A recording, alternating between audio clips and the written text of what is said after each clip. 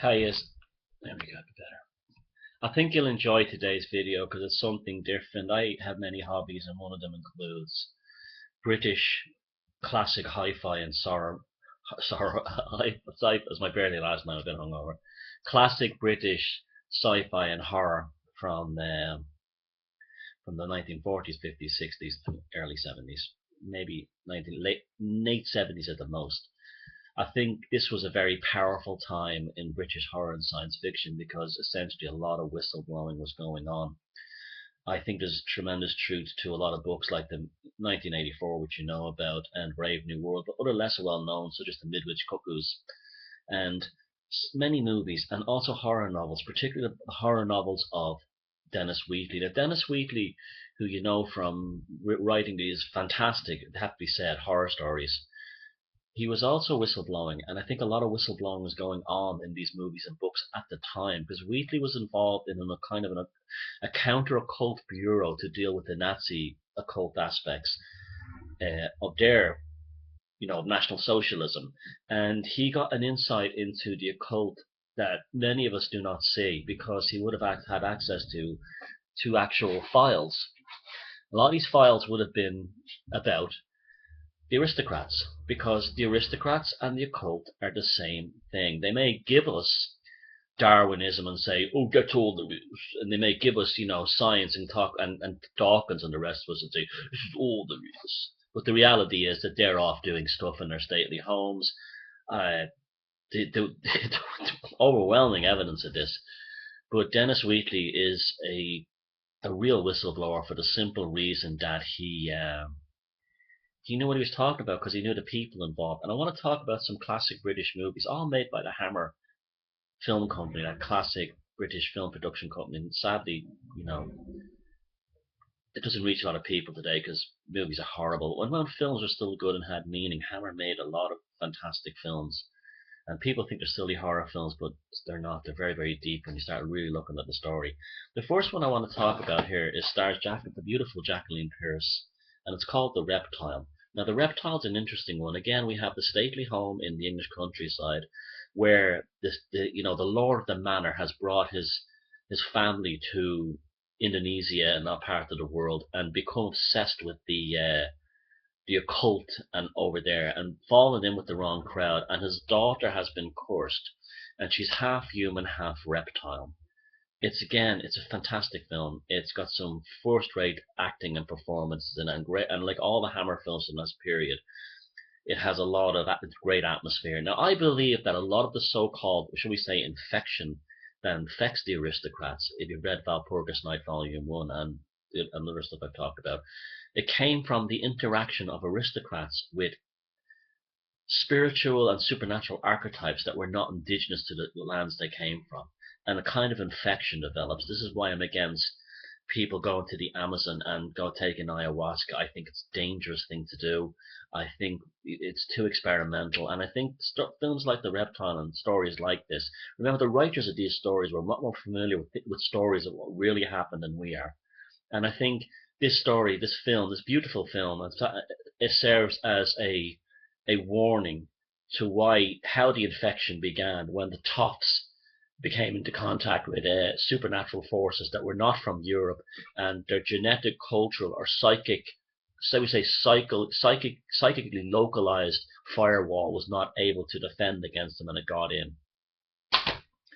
And that also relates to a house around here called Lishian House. I'll post the article below of a guy who brought back at the stately home, not far from where I live, guy who brought back artifacts from the Middle East, became obsessed with occult rituals, and the house basically destroyed itself and the family as well. True story. They're all true.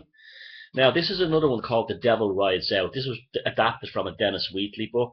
Get these films if you can. Buy them buy them if you can. They're quite inexpensive, and you're giving royalties to some of the actors in them who never made a lot of money while they were acting, and so it'll help them out. But The Devil Rides Out, again, it's a story of aristocrats involved in black magic.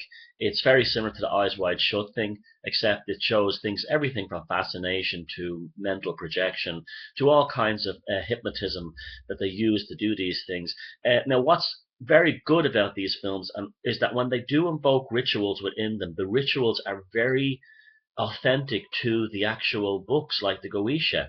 So you're getting, these are people with serious knowledge of the occult are writing these stories and telling you about them.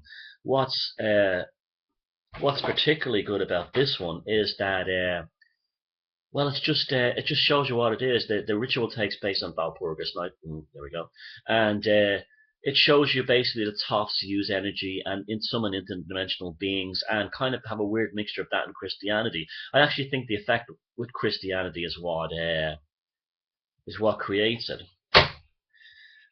We move on a few years later, Dracula AD 72, and this film starts off, you think it's stupid. It shows like go-go girls and like, what you call them? What do they call them? Dolly birds in swinging London in the early 70s. And you think this is a stupid film, but they're making it starts off again in a stately home, and it shows how the hippies, indirectly it's telling you how the whole hippie thing was invented by the aristocrats. They were aristocrats, and they invented the whole hippie thing to change society, just like they're doing it now at Common Core. But in this film here, this is an interesting one. Dracula is just basically the motif they wrap this amazing story around. But basically, it's about young hippies.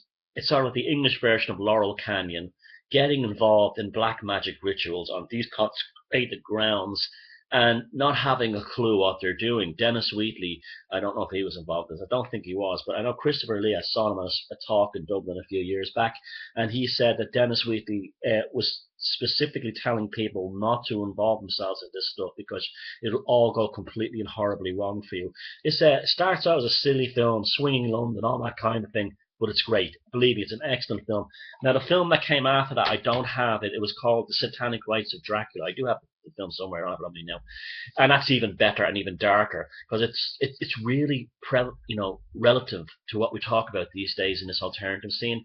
It's basically a kind of an MI5 operation who are observing a stately home, and out comes all these lords and ministers and top people in the government and cabinets, and they're all involved in satanic ritual. And there's a fifth member who's invisible, and that's basically the devil represented by Dracula, and Christopher Lee again, the great Christopher Lee. And again, and they're involved in creating bioweapons to hold governments to hostage. Come on! And they're all like crazy toffs involved in black magic, sex sacrifice, the whole kind of thing. As you see in The Devil Rides Out, children play a major part in it. And speaking of children, this is one of the final Hammer films. It was made in 1973, the same year as The Exorcist, and my God, is this film still dark and powerful today. Another Wheatley story, To the Devil a Daughter. This film is so shocking that even now in 2014 it's difficult to watch, and it's definitely not one to be shown to children or anything like that. It shows it tells a story of basically a black magic occult circle within the Catholic Church that births demonic children through the murder rituals. And you see it connects. It's Wheatley telling us about what really went on in places like Tuam and these Magdalen laundries and all these horrific places. Now there are scenes in this that are not for the faint-hearted, and they were made today. Natasha Kinski is basically raped at one point in a black magic ritual by Christopher Lee. It would never get past the censors today, and it's not easy viewing. It's and there's all kinds of other things, but it's basically what Wheatley is kind of telling us is these occult black magic forces in the Catholic Church create the demons of the mind that they have to battle. So it basically shows that demonology and demons are a product of Catholicism, and these forms of Jehovah Christianity. So there's some very good films, and you have like Eyes Wide Shut by Stanley Kubrick, not one of his best films, I have to say, but still, again, it shows you the whole idea. You have the stately home or the big home in the countryside. You have the aristocrats. You have government intervention at some level. You have cults, and you have a jinn kind of infection. With that, you have a kind of a new age incorporation of all kinds of spiritual traditions, not often from Europe, but they partake them at European festivals, and this creates a kind of a lack of psychic integration, which causes things to go wrong because it's basically a convulsive, volatile reaction of Eastern and Western archetypes put together by people who are driven by one thing only, and that's power. And the reason why they need this power is because they've had all the sex, all the money, everything else, and all that's left for them is this black magic kicks, as they say in AD 72. Come on, it'll be for kicks, man, and that's what it is. So yes, classic British sci-fi and horror is whistleblowing on a massive level, and it didn't end in 1973 with To the Devil a Daughter. I can guarantee you it still goes on to this day, but in a very different way.